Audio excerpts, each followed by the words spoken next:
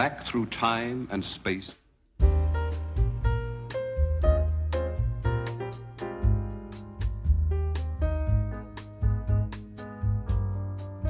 Bonjour et bienvenue dans le Fox Lab, le podcast des étudiants d'hier, d'aujourd'hui et de demain. Je suis à cette occasion accompagné de Marie-Lucie, étudiante en e-marketing, et de Mathieu, étudiant en formation IATI, avec qui nous allons parler de la formation MTS, une licence 3 dirigée par monsieur Eric Stéphanie, inscrite dans l'ADN de l'IA Montpellier avec cette fameuse double compétence technique et scientifique, et désormais ouverte à l'alternance pour cette année 2022-2023.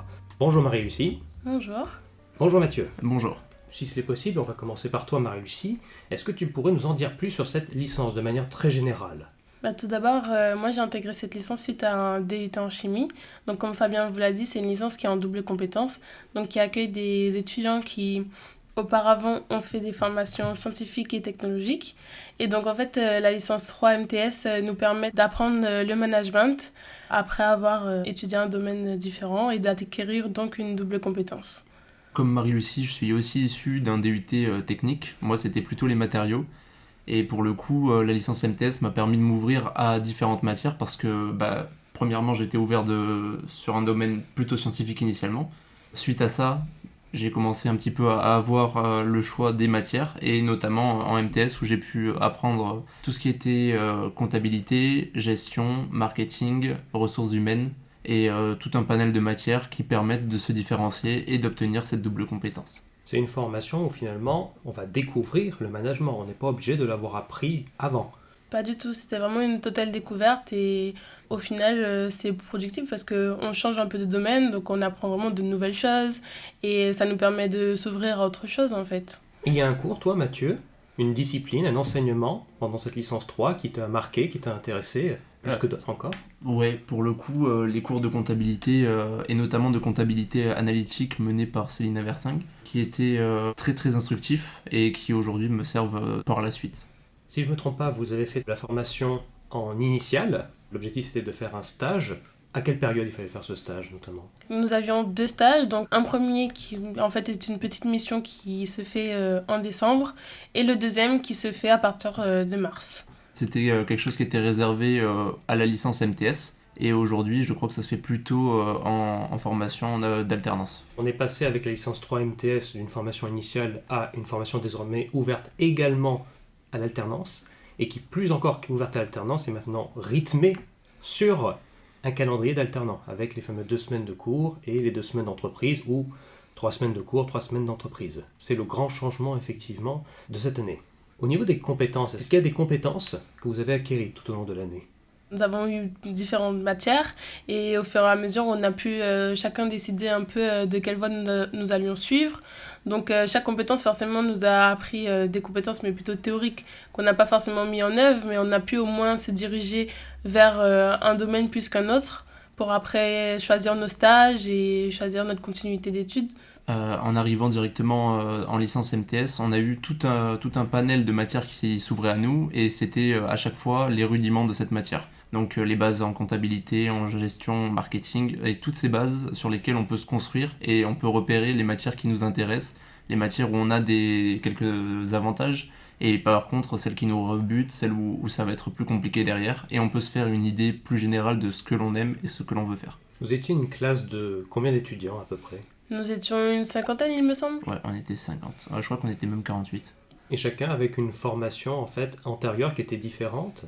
Oui, totalement. Nous venions vraiment d'horizons totalement différents et ça nous a permis au final de rencontrer des personnes qui avaient des compétences différentes des nôtres. Et étant donné que dans cette licence, nous avons beaucoup de travaux en groupe, ça a permis en fait de pouvoir mixer un peu les différents points de vue de tout le monde. Je rebondis sur ce que tu as dit. Pour moi, on avait quand même, malgré le fait qu'effectivement on avait tous des études derrière qui différaient d'un point de vue des matières, quoi.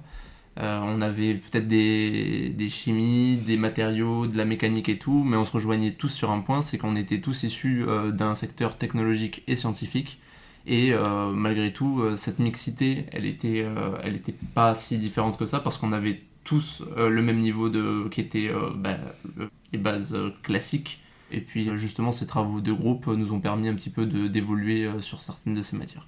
Tu as un exemple, Mathieu, de travaux de groupe, un sujet, une thématique dont tu te souviens? Alors oui, notamment en marketing, là où on faisait le plus de travaux de groupe et on réfléchissait à la manière de produire en fonction des 4 axes. Donc comment on va pouvoir segmenter le marché, pouvoir analyser ce dernier, se placer et anticiper les erreurs à venir. Donc on travaillait tous ensemble et puis le fait de travailler à 4 ou 5, ça a mené un peu une synergie de groupe où on pouvait anticiper et un petit peu diriger notre produit. On a parlé des profils et on a insisté sur le fait que c'est une licence 3 qui est ouverte au profil scientifique, donc au sens sciences dures, hein, que ce soit mathématiques, physique, chimie ou médecine, pourquoi pas. Et bien sûr la technologie, donc tout ce qui va être le secondaire, les secteurs d'activité secondaires, donc la transformation, tout ce qui va être, que ce soit par exemple la coiffure, l'électricien, la plomberie, l'informatique. Ce n'est pas une formation qui est ouverte par exemple à des profils comme les GEA ou les Tech de Co. Oui, c'est vraiment une formation qui se réserve aux scientifiques et aux technologiques. Un autre critère parfois de sélection, c'est les notes. Est-ce que les enseignants, l'administration étaient très attentive, par exemple, à vos notes, vos bulletins précédents? Il n'est pas nécessaire d'avoir un très haut niveau, juste un niveau raisonnable, disons. J'ai plutôt l'impression que ce qui va primer, c'est pas forcément les notes, mais ça va être le projet professionnel derrière. Donc comment est-ce qu'on fait finalement pour candidater? Quelles sont les démarches que vous avez dû faire?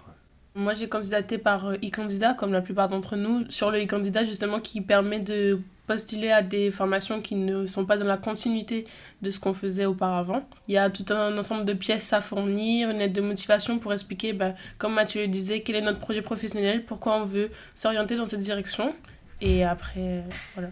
L'IAE Montpellier, effectivement, c'est une école qui ne recrute pas sur un examen, sur le test TOEIC ou le TAJMAJ, mais qui met vraiment l'accent sur ce fameux projet professionnel dont tu as parlé, Mathieu. Est-ce que tu peux nous le définir? Qu'est-ce que c'est ce projet professionnel?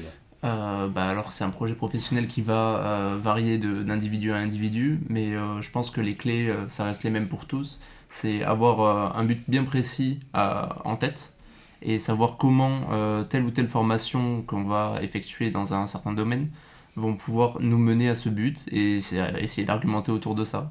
En fait, je pense que l'IAE veut vraiment voir nos motivations pour pouvoir... forcément, plus on est motivé, plus on veut aller quelque part et mieux on va s'investir en fait dans notre formation. Et je pense que c'est ça l'objectif, c'est de nous accompagner dans la réussite de nos projets en fait. Est-ce qu'un niveau de langue est nécessaire? Et je parle en particulier de l'anglais pour pouvoir intégrer la licence 3 MTS. Est-ce que c'était une exigence?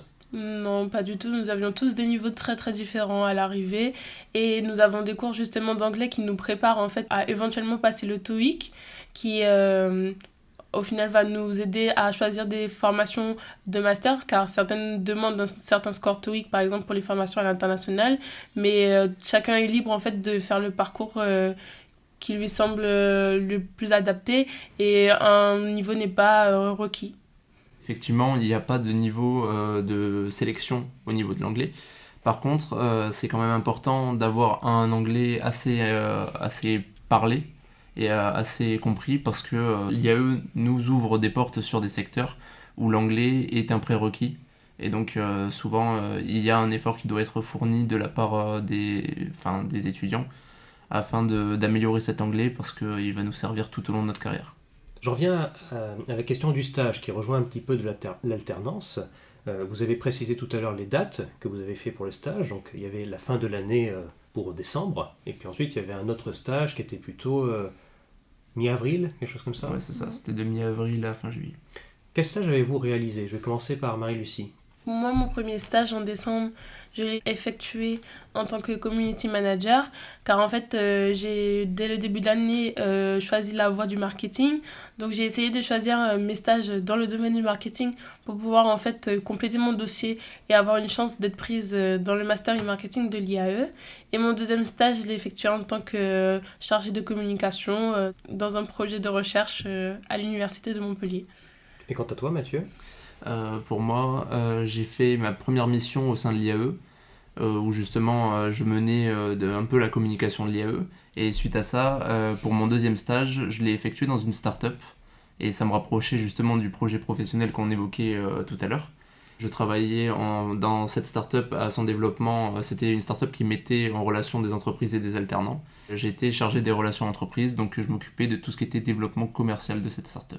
Est-ce que c'est dur de trouver un stage ? Disons qu'on peut avoir une certaine difficulté, notamment par le fait que nous n'avons jamais eu d'expérience dans ce domaine, mais je pense que la plupart d'entre nous avaient quand même trouvé des expériences.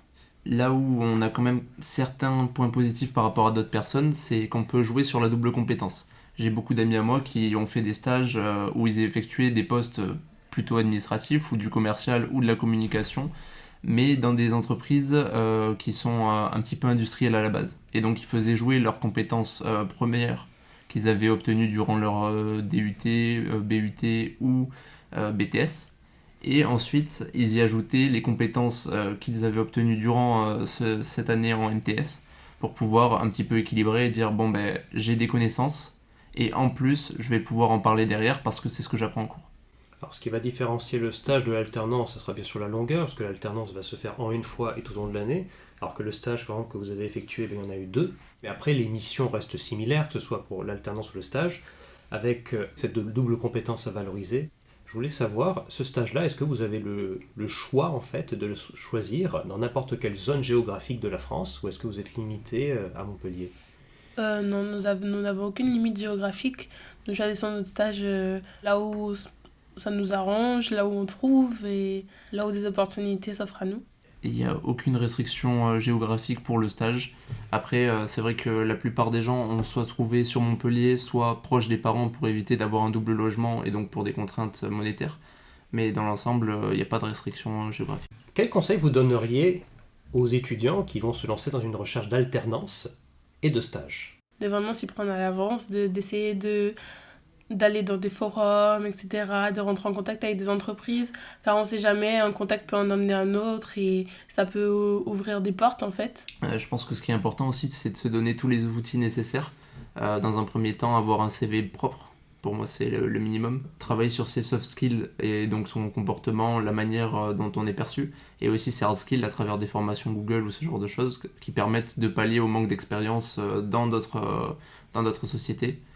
Et un petit peu jouer sur la connaissance de l'entreprise en face, parce qu'on va venir avec des outils, en face on va être comparé avec des gens qui ont suivi ce même cursus depuis le début, qui ont peut-être des expériences que nous n'avons pas, et donc il est important de pouvoir faire la différence par une connaissance accrue de l'entreprise, mais aussi par un comportement propre et qui permet de donner confiance à l'employeur. Vous êtes passés tous les deux par la licence 3 MTS, aujourd'hui vous êtes en master, toujours allié à Montpellier.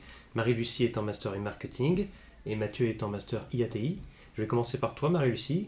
Ce master e-marketing, tu l'as choisi finalement parce que la L3 t'a permis de découvrir une certaine affinité avec cette matière. Comment est-ce que tu en es arrivé à là ? Oui, effectivement, durant ma L3, j'ai eu une petite préférence pour le marketing, d'où le fait que j'ai fait mes 2 stages en marketing pour pouvoir en fait essayer d'avoir un dossier déjà qui puisse être susceptible de passer pour le master e-marketing, qui est quand même assez sélectif, et pour avoir des expériences en fait déjà dans le domaine, car il y a beaucoup de choses que je ne connaissais pas, et malgré que la licence nous apporte des bases, nous n'avons aucune expérience dans le domaine professionnel, nous n'avons aucune mise en pratique en fait, et ça apporte vraiment un plus. Et donc le master e-marketing pour moi elle est vraiment dans la continuité des choix que j'ai fait en L3. Tu as une préférence entre le stage et l'alternance ? L'avantage d'être en alternance, c'est la longue durée dans l'entreprise, car un stage, ça passe au final très rapidement. Tu as à peine le temps de t'habituer en fait à l'entreprise que tu es déjà reparti, alors que l'alternance, ça permet vraiment d'avoir une expérience en profondeur et sur le long terme. Quant à toi, Mathieu, tu es en master IATI. Qu'est-ce qui a orienté tes choix ? Qu'est-ce qui t'a orienté vers cette formation ? Le master IATI, donc ingénieur d'affaires en technologie de l'information. Pour moi, le déclic, il est venu plus tôt. C'était un projet professionnel que j'ai eu directement en DUT. Donc j'ai fait un DUT Sciences et Génie des matériaux. Et il faut savoir que dans ce genre de DUT, il y a peut-être 50% des gens qui partent pour faire ingénieur, 40% qui s'arrêtent et qui font technicien ou qui continuent pour une licence pro pour faire technicien. Là, je me suis reconnu dans aucun de ces profils, que ce soit l'ingénieur ou le technicien. Je voulais pas avoir à être bloqué dans la technique. Moi, ce que j'aimais, c'était le contact avec les gens et je voulais directement faire du commerce. Donc, j'ai intégré l'IAE en formation MTS dans ce but précis, pour pouvoir avoir une vue globale et des connaissances un petit peu basiques, mais sur plein de domaines. Et j'ai continué du coup en master IATI dans le but de me spécialiser sur le commerce et les technologies de l'information. Aujourd'hui, je suis en alternance dans une entreprise. L'entreprise en question, c'est Videlio, donc des prestataires et fournisseurs d'équipements audiovisuels. J'effectue des missions de commercial au sein de cette entreprise, donc pour moi, ça reste quand même du technique, parce qu'il y a tout ce qui est audio, vidéo, qui font référence un petit peu aux cours que j'ai eus durant mes premières années d'études supérieures, mais également tout ce qui va venir en complémentarité et tous les outils commerciaux que m'ont apporté l'IAE. Donc finalement, la L3 MTS, cette licence 3, permet d'accéder à quasiment tous les masters de l'IAE. Vous avez peut-être des collègues qui sont allés dans d'autres formations après cette licence 3 ? Oui, la poursuite de nos études en master est vraiment très différente suivant les profils et il n'y a vraiment aucune porte qui nous est fermée, et tout dépend de ce qu'on veut faire. Mais la licence 3, vraiment, c'est les bases dans vraiment plusieurs matières, plusieurs domaines, ce qui nous permet vraiment d'avoir plusieurs opportunités dans le choix de nos masters. Moi, pour ma part, je retrouve pas mal de mes collègues de l'an dernier dans ma classe, mais également dans d'autres classes, que ce soit en e-marketing comme Marie-Lucie ou d'autres. Bon, également en Miss, dans les masters de banque et assurance, et également chez les RH pour nos amis SIRH. Petite particularité, c'est que certains de notre ancienne promotion se trouvent également à Lyon, à l'IAE de Lyon. Donc on peut très bien, après une licence 3 IAE, aller également dans un autre IAE de la France. Oui, par contre, il va falloir, pour certains IAE, il faut passer le test IAE. Voilà, le test sera imposé, contrairement à nous où on ne le demande pas. Il n'y a pas de test à passer. Dernière question que je souhaitais vous poser, quels conseils, quelles recommandations on pourrait donner aux futurs candidats qui souhaiteraient rejoindre la licence 3 MTS ? Ne pas prendre la licence 3 MTS comme un changement total, c'est vraiment acquérir une double compétence, donc dans l'idée vraiment d'ajouter quelque chose à son profil dans un objectif précis. Comme on a pu le dire, le projet professionnel est vraiment important. Pour ma part, je vais recommander aux futurs candidats 2 points particuliers. Le premier, c'est d'être très ouvert, parce qu'il va y avoir des informations un petit peu dans toutes les matières, que ce soit la RH, la comptabilité, la gestion, le marketing, l'anglais également.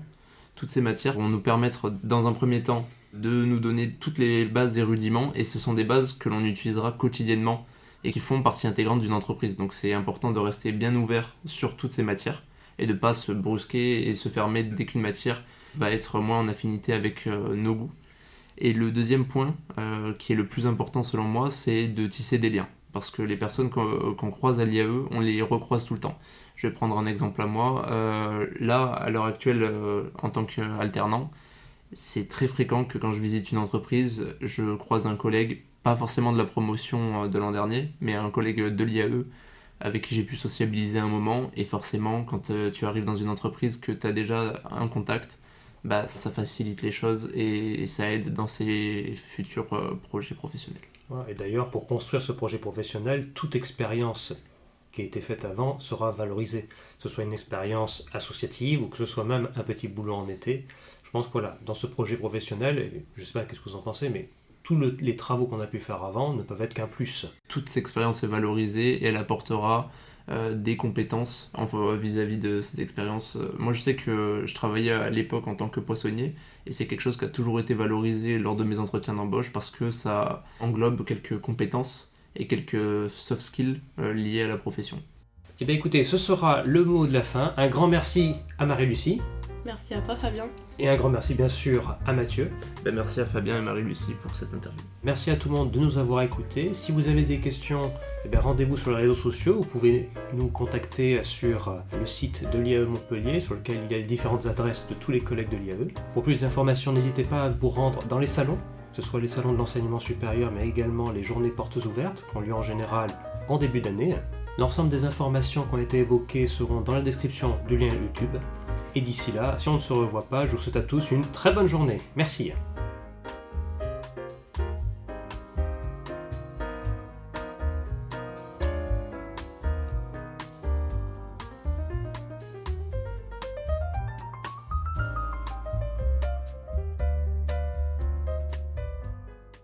But there was a full moon that night. And your daughter told me that you actually knew a werewolf.